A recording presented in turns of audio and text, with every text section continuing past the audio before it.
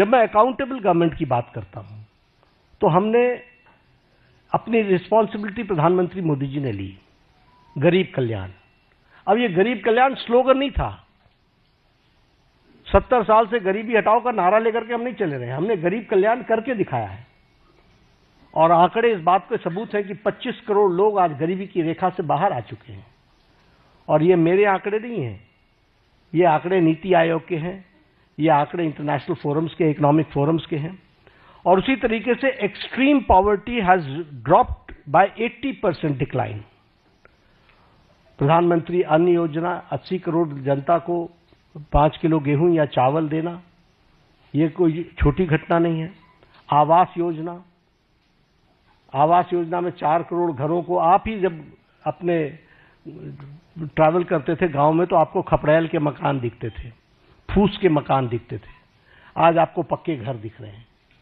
जिस सड़क पर आप चलते थे वो हाईवे में, कभी आप हाईवे पर होते थे, कभी हाईवे से नीचे होते थे, अगर आपको उन दिनों की याद हो।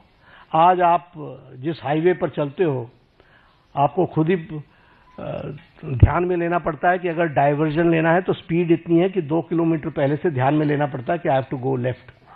ये आज हाईवे की स्थिति बन गई है।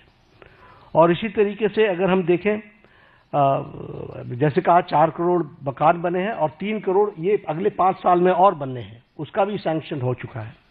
उसी तरीके से उज्ज्वला योजना, 100% इलेक्ट्रिफिकेशन, और 100% इलेक्ट्रिफिकेशन के साथ साथ जल जीवन मिशन, और जल जीवन मिशन में 364% हमारा घर का टैप कनेक्शन हम लोग दे पाए हैं। इस तरीके से काम हुआ है।